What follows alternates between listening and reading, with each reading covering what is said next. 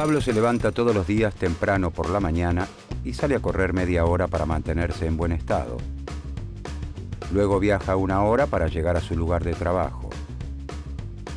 Allí repone mercancías en las góndolas para que los clientes siempre encuentren lo que buscan. Esteban trabaja manejando un taxi. Como pasa muchas horas sentado, intenta comer alimentos sanos. Después de 12 bocinazos, 974 frenadas y 3.258 cambios de marcha, Esteban termina su jornada laboral. Por la noche estudia ingeniería y es compañero de Pablo. Durante los fines de semana, ambos se reúnen en un taller improvisado en un cuartito de la casa de Esteban. Allí deciden desarrollar su creatividad y poner manos a la obra para fabricar una modesta computadora hogareña. Durante varias jornadas ensamblan componentes, sueldan circuitos y ensayan conexiones. Un día, finalmente, conectan el artefacto a un televisor y ocurre el milagro. Pablo y Esteban logran desarrollar una innovadora versión de un lenguaje de computación. El éxito del emprendimiento cautiva a sus amigos y así logran levantar los primeros pedidos. Con el tiempo contactan a un vendedor de computadoras que confía en su empuje y les encarga una cantidad de artefactos que escapa a sus posibilidades. Los jóvenes se encuentran ante el primer gran dilema. ¿Cómo hacen Esteban y Pablo para progresar con los medios que cuentan?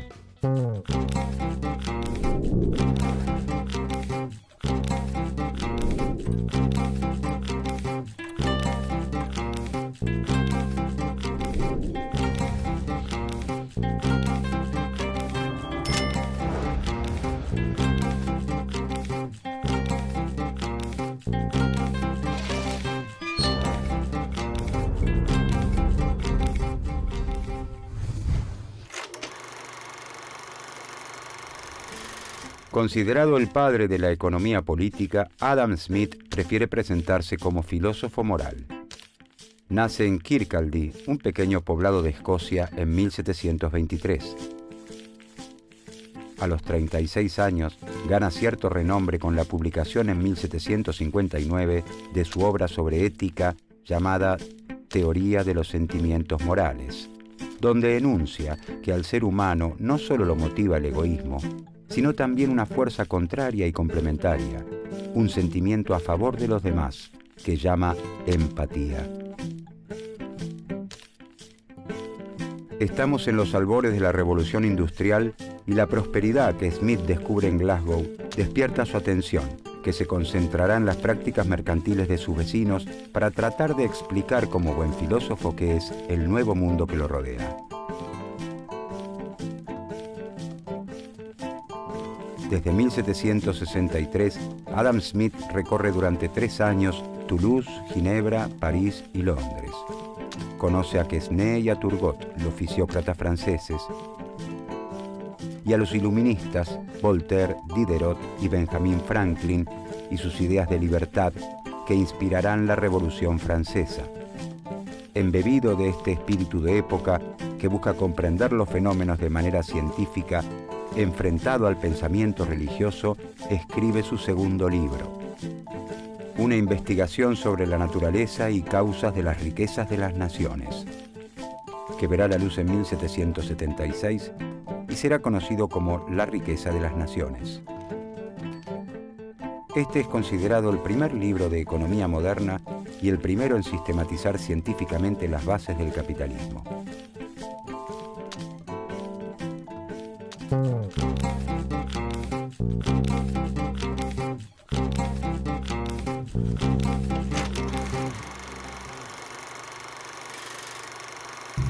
En el feudalismo, la compra-venta no es habitual.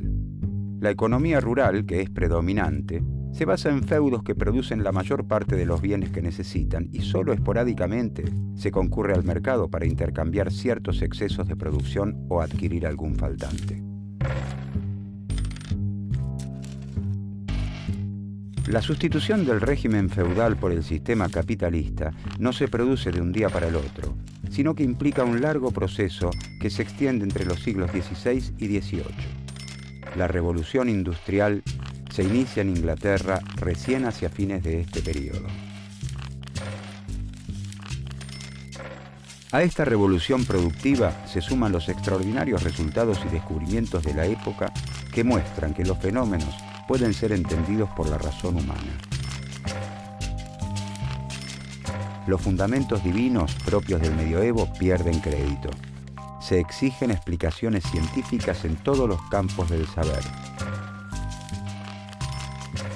Influenciada por estas corrientes, las ciencias sociales buscan descubrir leyes objetivas que rijan las relaciones sociales en todo tiempo y lugar. El capitalismo va socavando progresivamente las bases de la sociedad feudal, arrasando con costumbres afianzadas por siglos y con los vínculos fundados en el control religioso.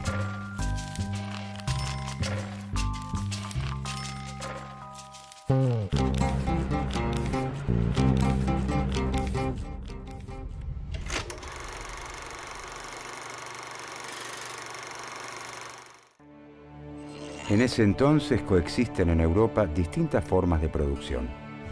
Por un lado, los artesanos elaboran bienes en sus talleres. El ebanista, con sus máquinas, sus herramientas y sus maderas, fabrica todo tipo de muebles para que un comerciante los venda en los mercados. En este caso, los medios de producción siguen perteneciendo al trabajador.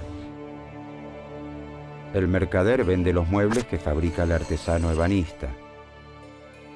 Gracias a los avances en la navegación, los comerciantes realizan viajes cada vez más largos a lugares remotos, lo que permite la venta de productos de mayor cuantía y, por lo tanto, el alza en las ventas y la ampliación de los mercados.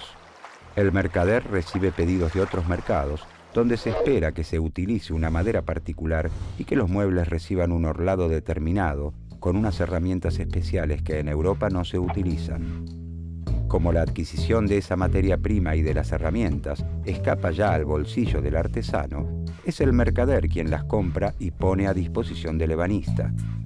Con el tiempo, cada artesano va trabajando en forma exclusiva con un mercader, quien le compra toda su producción y hasta le entrega las materias primas necesarias. La forma de producción distintiva de la época es la manufactura. El principal cambio está relacionado con la manera en que se organiza la producción. En lugar de trabajar en sus talleres, los artesanos se reúnen bajo un mismo techo a las órdenes de un nuevo actor, el capitalista industrial.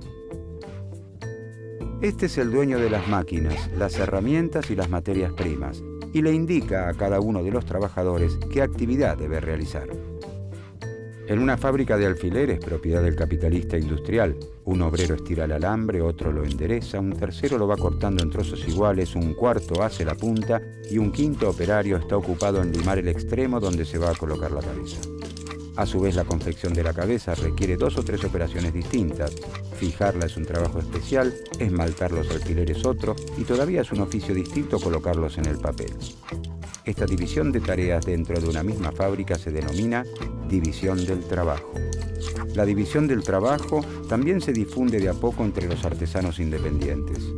El carpintero, que antes fabricaba muebles de todo tipo, ahora solo se dedica exclusivamente a las sillas. La manufactura transforma los roles de la sociedad conocida hasta entonces. El nuevo capitalista industrial ya no se encarga de la compra-venta de mercancías, sino de su producción. Es durante la fabricación que obtiene su ganancia. De hecho, no va al mercado. Esto lo hace el mercader, que vive de comprarle lo más barato posible al industrial y vender lo más caro que pueda en el mercado.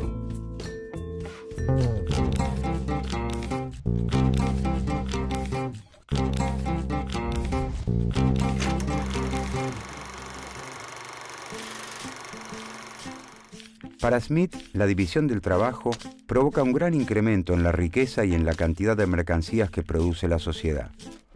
Esto se da principalmente por 3 motivos. La especialización aumenta la habilidad del trabajador para hacer la actividad que le toca. Existen menos tiempos muertos por pasar de una actividad a la otra. Y se crean herramientas novedosas o mejoras a las existentes para concluir el trabajo más rápido o con menor fatiga. A diferencia de los fisiócratas, Smith considera más beneficiosas para la sociedad las actividades industriales que el trabajo de la tierra. En la agricultura no se admiten tantas subdivisiones por las características propias de la tarea. A lo largo del año, una misma persona tiene la oportunidad de arar, sembrar, cavar y recolectar. Smith procura demostrar que el capitalismo, a pesar de parecer caótico y falto de organización, está regido por un conjunto de leyes que garantizan el progreso económico y social y brinda el marco ideal para el desarrollo de las libertades individuales.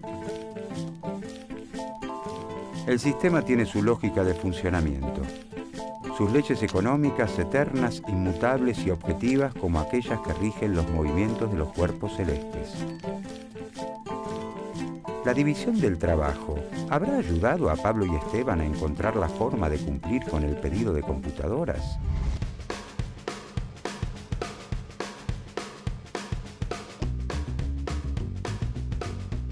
Pablo y Esteban han decidido montar una pequeña fábrica de PCs hogareñas en un cuartito de la casa de Esteban. Como primera medida, deciden buscar una persona que lo financie. Rápidamente consiguen el apoyo económico de un tío de Pablo, que adelanta un capital para la compra de insumos. Luego logran entusiasmar a compañeros y amigos para que trabajen en el proyecto y de esta manera se puedan cumplir los plazos de entrega. La actividad en el cuartito se organiza por etapas. Pablo desarrolla un software más completo, Sebastián suelda componentes, Nicolás ensambla las carcasas, Esteban prueba los equipos y Jorge se encarga de embalarlos. Así logran finalizar a tiempo la tarea. Los equipos se venden como pan caliente y nuevos pedidos comienzan a llegarles. El cuartito comienza a quedarles demasiado chico. Deciden alquilar las oficinas de una vieja fábrica abandonada y la acondicionan a pulmón. Les es necesario también incorporar más trabajadores y organizarlos por departamentos. ¿Qué más pueden aprender Pablo y Esteban de las teorías de Adam Smith para implementar en su emprendimiento?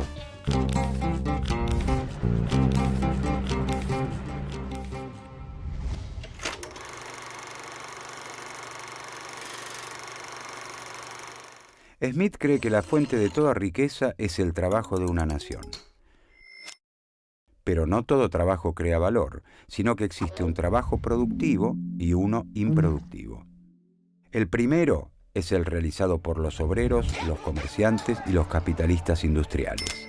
El segundo involucra al resto de las actividades, el soberano con todos los funcionarios que le sirven, todo el ejército y la marina, sacerdotes, abogados, médicos, hombres de letras, cómicos, bufones, músicos, cantantes y danzantes de ópera. De esta forma, Smith deja bien claro que el fundamento del progreso de la sociedad es la producción industrial.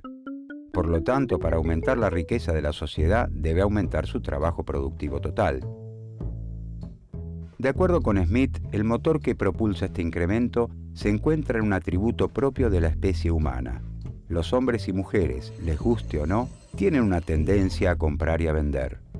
Es una característica del ser humano tan natural como beber, comer o copular. A esto denomina la propensión natural al cambio. En este sentido, en 1776, cuando se publica La riqueza de las naciones, es imposible no preguntarse ¿por qué, si la compra-venta de mercancías es innata, no aparece con anterioridad? Smith explica que la propensión al intercambio propia de nuestra naturaleza no puede manifestarse con anterioridad porque el tamaño del mercado no es suficiente. Cuando el mercado es muy pequeño, los individuos temen dedicarse por entero a una actividad, ya que existe la posibilidad de que luego no logren cambiar el sobrante de sus mercancías por esas otras que no producen y necesitan. A la manifestación plena de la propensión al cambio han venido a colaborar los notables descubrimientos en los sistemas de transporte fluvial que permiten a los comerciantes realizar largos viajes y llegar a nuevos mercados. Ya con grandes mercados, las personas se animan a dedicarse por completo a la elaboración de un producto. Están seguros de que podrán obtener, a cambio de sus mercancías, los bienes que necesitan y no producen. El sistema capitalista, o la sociedad civilizada en palabras de Smith, es la expresión más acabada de la naturaleza humana. Permite que nuestro instinto al cambio se manifieste en plenitud. No es la benevolencia del carnicero, del cervecero o del panadero la que nos procura el alimento, sino la consideración de su propio interés. No invocamos sus sentimientos humanitarios, sino su egoísmo. Ni les hablamos de nuestras necesidades, sino de sus ventajas. Smith nos dice que cuando los individuos responden a esta propensión natural al intercambio buscando su propio bienestar y en un sistema de libertad natural, son conducidos por una mano invisible que, sin proponérselo, saberlo o desearlo, promueve el crecimiento de la riqueza de la sociedad como un todo.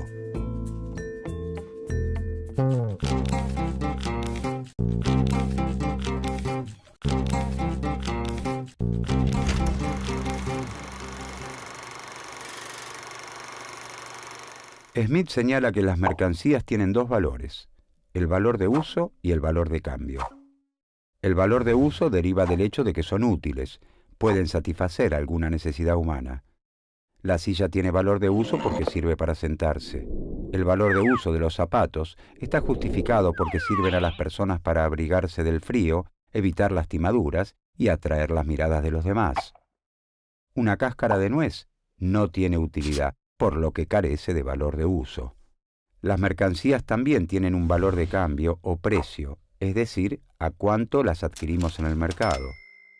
Smith sostiene que el valor de cambio no se determina por el valor de uso o la utilidad de las mercancías. ¿Quién determina cuán útil es un bien, dado que los gustos y necesidades son tan diferentes como los individuos? Si pudiéramos sopesarlo, diríamos que el valor de uso de un bife de chorizo es altísimo para un amante de la carne y nulo a la vista de un vegetariano. ¿De dónde surge entonces el precio? En la sociedad ruda y primitiva, es la cantidad de trabajo utilizada en la producción de las mercancías lo que rige el intercambio. Si para producir un par de zapatos se emplean 2 horas de trabajo y para terminar una silla se necesita solo una, entonces el zapatero exigirá al ebanista 2 sillas a cambio de un par de zapatos. Nos encontramos ante la ley del valor trabajo. En la sociedad capitalista, con el desconocimiento sobre los tiempos necesarios para la producción de los bienes fabricados por otros y la participación de los capitalistas y terratenientes, Smith considera que la ley del valor trabajo deja de operar. Abandona el camino recorrido hasta entonces y asegura que el precio ya no está determinado por el trabajo incorporado. En uno de sus aportes más importantes y originales, Smith enuncia las diferentes clases sociales que componen la sociedad moderna: los trabajadores, los capitalistas y los terratenientes. Cada clase es dueña de los 3 factores necesarios para la producción. El trabajador es dueño de la fuerza del trabajo y recibe como retribución un salario. El capitalista es dueño del capital y a cambio recibe un beneficio.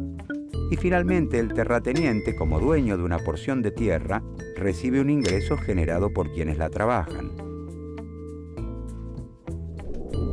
Smith desarrolla entonces la teoría de los costos de producción y dice que el precio de una mercadería surge de sumar el salario, la ganancia y la renta que se paga a quienes están involucrados en el proceso productivo.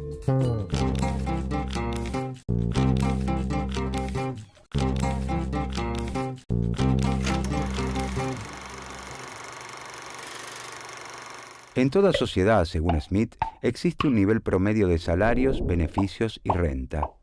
Dichos niveles son llamados niveles naturales. Cuando el precio de venta alcanza a pagar exactamente los salarios de los trabajadores, el beneficio del capitalista y la renta del terrateniente de acuerdo con sus niveles naturales, la mercancía se vende por lo que realmente vale. Este es el precio natural. Pero el precio al que efectivamente se vende la mercancía o precio de mercado puede ser igual, mayor o menor a este precio natural. Todo depende de las cantidades de mercancías ofrecidas y demandadas en el mercado. ¿De dónde surge el precio de mercado? La cantidad de una mercadería que se lleva al mercado constituye la oferta. La cantidad requerida por todos los que están dispuestos a pagar el precio natural de esa mercancía es la demanda. Cuando la oferta no alcanza a abastecer la demanda, algunos de los compradores estarán dispuestos a pagar más por ella. La competencia que surge entre los compradores hará subir el precio de mercado por sobre el precio natural. Entonces, el precio de mercado será mayor que el precio natural. Es lo que ocurre con las frutas de estación fuera de temporada. Por ejemplo, el precio de mercado de las frutillas aumenta durante la época invernal al disminuir la oferta. Cuando la cantidad de una mercancía que se lleva al mercado excede la demanda requerida por los compradores, no es posible vender todas las mercancías al precio natural y la competencia entre los vendedores, que dependerá del apuro por desprenderse de sus mercancías, hará bajar el precio de mercado por debajo del natural. Promediando la primavera, el precio de mercado de las frutillas baja porque sube la oferta. Cuando la oferta y la demanda son iguales, el precio natural y el precio de mercado coinciden y nos encontramos en el precio de equilibrio del mercado. Estamos ante la ley de la oferta y la demanda.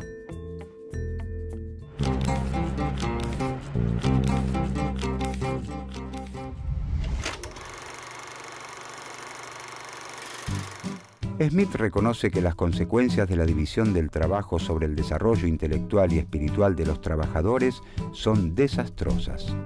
Como ellos realizan pocas actividades sencillas, su tarea es muy monótona. Esto entorpece al trabajador y lo incapacita para realizar otras actividades. Smith admite también que los capitalistas y trabajadores tienen intereses contrapuestos, por lo que existe posibilidad de conflicto.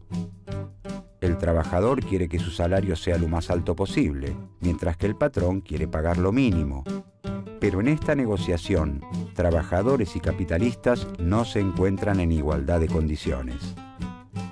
Smith reconoce el poder de acuerdo con el que cuentan los capitalistas para mantener los salarios bajos y nota que el derecho protege a la clase burguesa.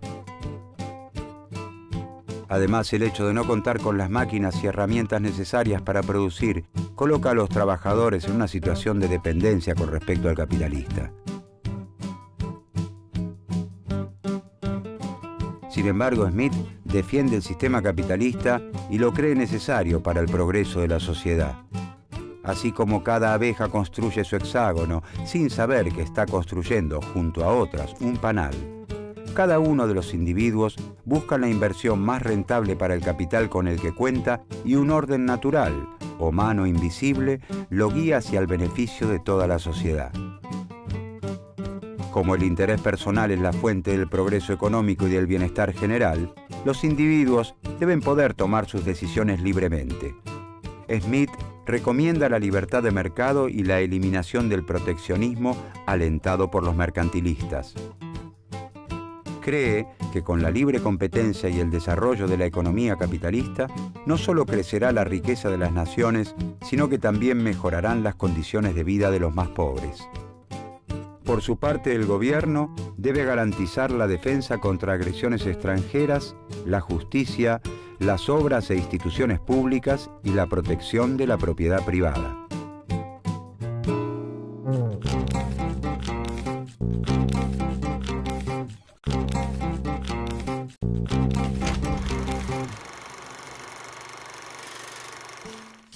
Adam Smith fue un agudo pensador, fundador de la economía política, la expresión de un espíritu en los albores del sistema capitalista y la revolución industrial.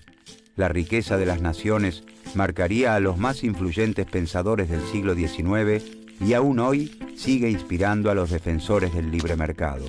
En su libro, Smith sostiene que a pesar de parecer caótico y falto de organización, el capitalismo se rige por leyes que garantizan el desarrollo de las sociedades.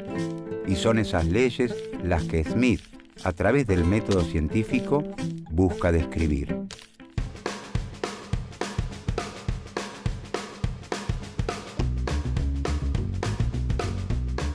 La industria de la PC hogareña prospera en todo el mundo y el emprendimiento de Pablo y Esteban crece a pasos agigantados. Los beneficios de la actividad son casi en su totalidad reinvertidos en la fábrica, de manera tal que en pocos años les es posible la compra de la vieja planta fabril, tecnificarla y contratar mayor y mejor mano de obra. El pueblo también se beneficia con el emprendimiento. Crecen las industrias alrededor de la fábrica y con ellas la cantidad de habitantes. El gobierno colabora con las obras de infraestructura, construye caminos, escuelas y hospitales. Una mano invisible parece también acompañar ese crecimiento y el bienestar se extiende a toda la sociedad.